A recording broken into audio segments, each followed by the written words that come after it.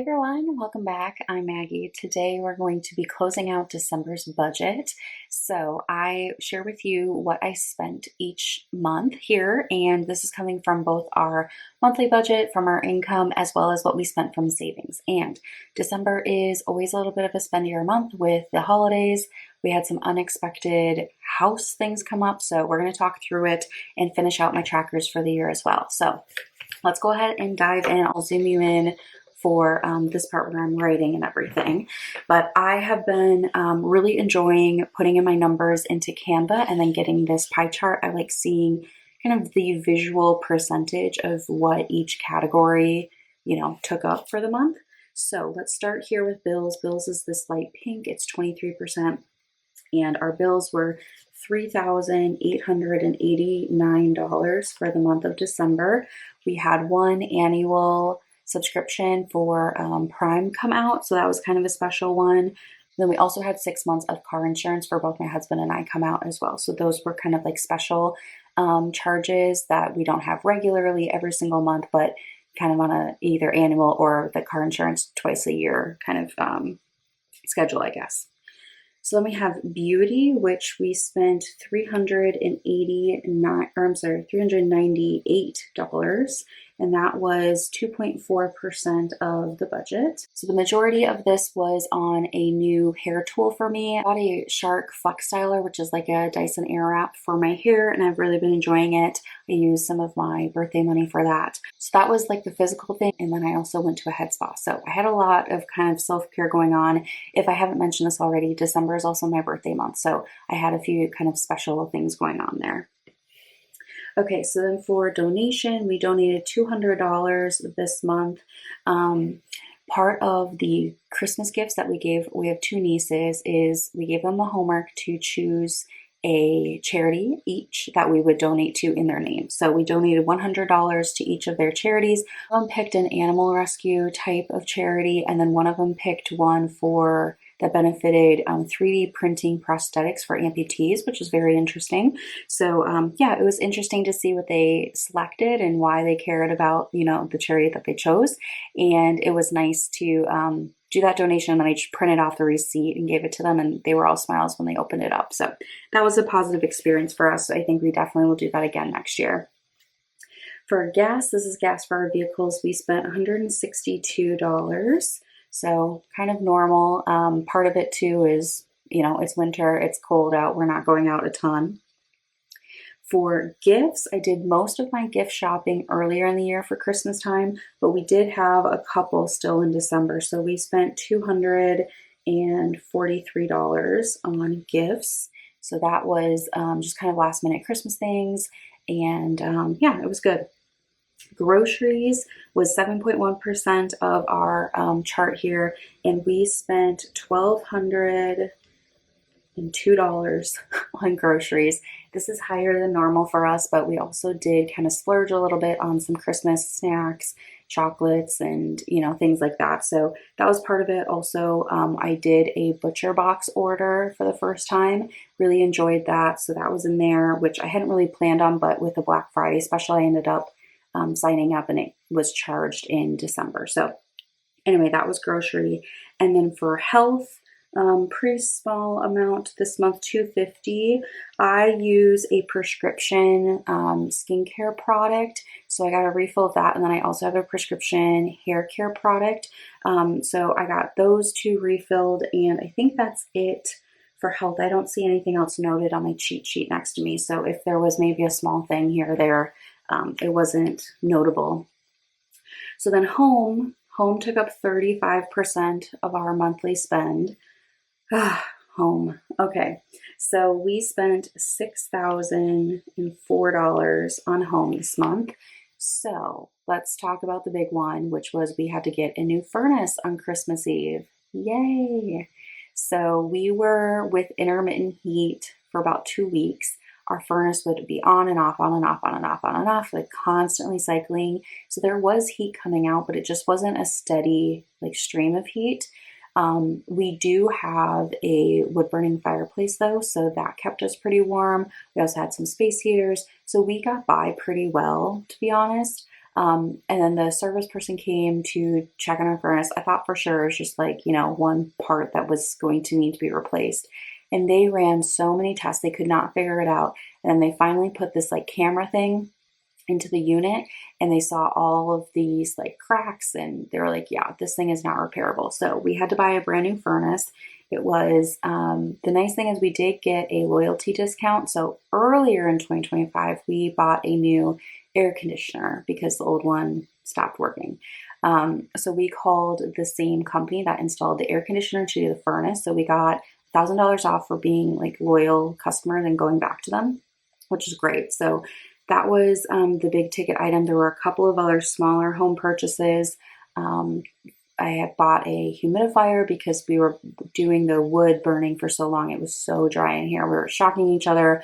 Our eyes and our nose, were really dry. So that was a purchase. And then I also had just a couple of smaller things. But yeah, the furnace was the big one. And I was totally not expecting to have to buy a brand new one. I thought for sure it was going to be a repair. So oh well, that's part of home ownership. The nice thing is that now for the city home anyway, the air and the furnace are brand new. And then at the lake earlier this summer, we put in a mini split, which just does air and heating.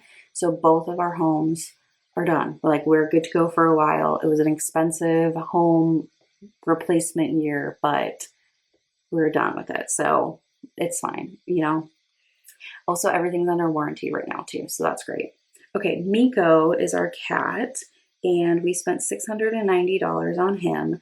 At the very beginning of the month, my cat had a dental appointment. So for cats, they put him under anesthesia, and they found 2 teeth that they had to pull out. So that was kind of a whole thing too.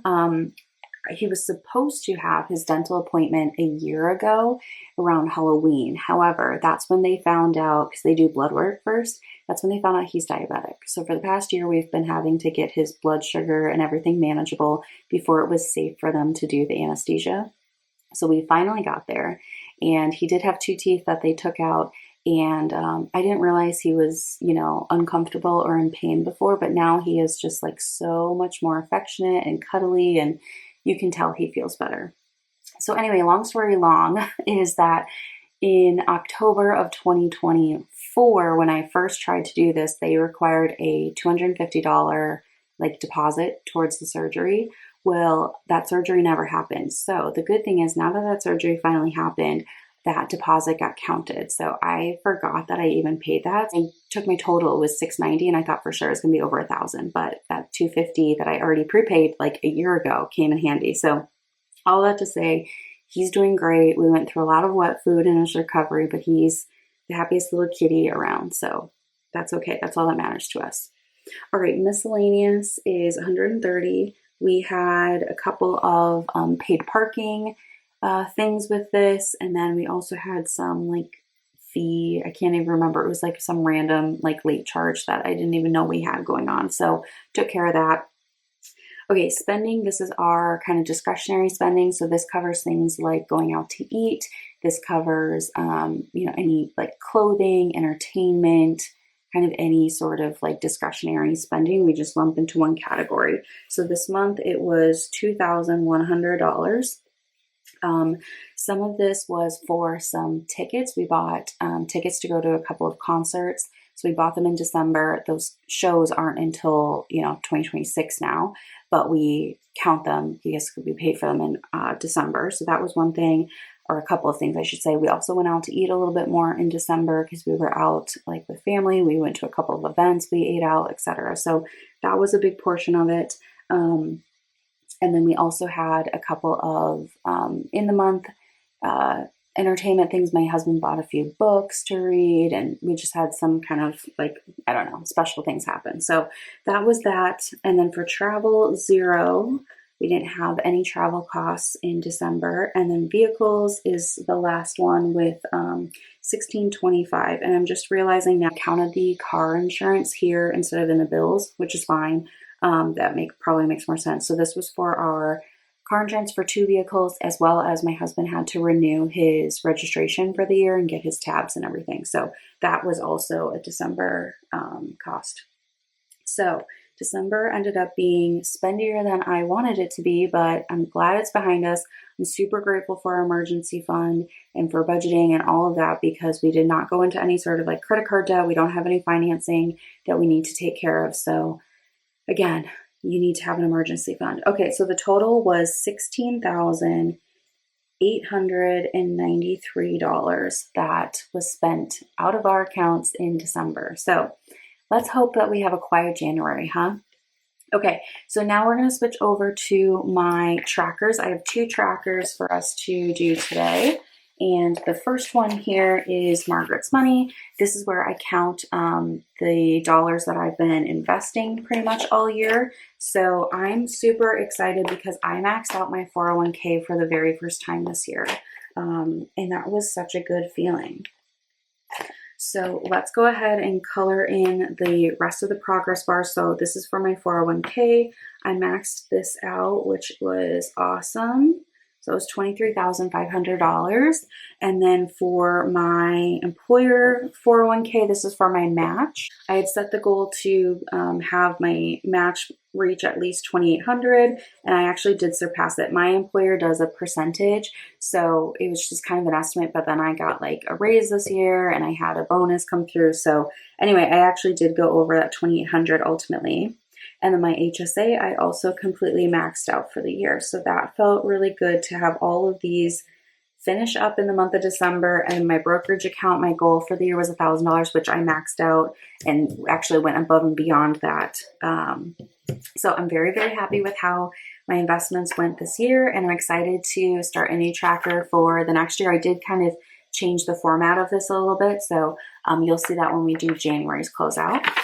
And then this is for my mortgage. So I bought this city townhome about 8 years ago, and ever since then I've been making one extra payment a year, and I really like to watch it kind of snowball. So I've already written in the numbers, so we're just going to go ahead and get to highlighting. So how I do this is I write in where I actually had everything break down. So instead of the printed number for interest of $437, I actually paid $413. I was supposed to only make a principal payment of $315, but it was actually $400.85. So yay.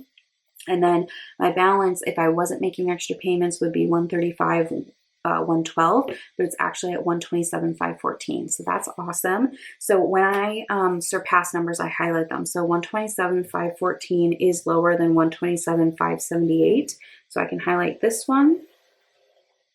And that is that. So I am officially 23 months ahead on my mortgage just because I've been making consistent overpayments. So what I did is I take one payment and I divide it by 12, and I add that smaller amount onto my normal payment, so that each month I'm making one full payment plus 1/12 of a payment, so that it adds up throughout the year. And it really, now I'm seeing the snowball go and go and go. I'm really excited for when the scale tips between, right now I'm paying more interest, like $413 went to interest, whereas only $400 went to the balance. And I'm very excited because coming in 2026, I should tip the scale where officially I'll be putting more money towards the balance than interest every month. So that will be an exciting month whenever we get there. So that is what I have for you today. I will be continuing these videos in 2026. I do have new trackers ready to go. So I'm excited to continue to share with you what's going on in our world. And yeah, I hope you guys met some of your financial goals for the year. Like I said, I just was reminded so many times throughout 2025 how important it is to have an emergency fund. And I would say how important it is to never stop contributing to your emergency fund.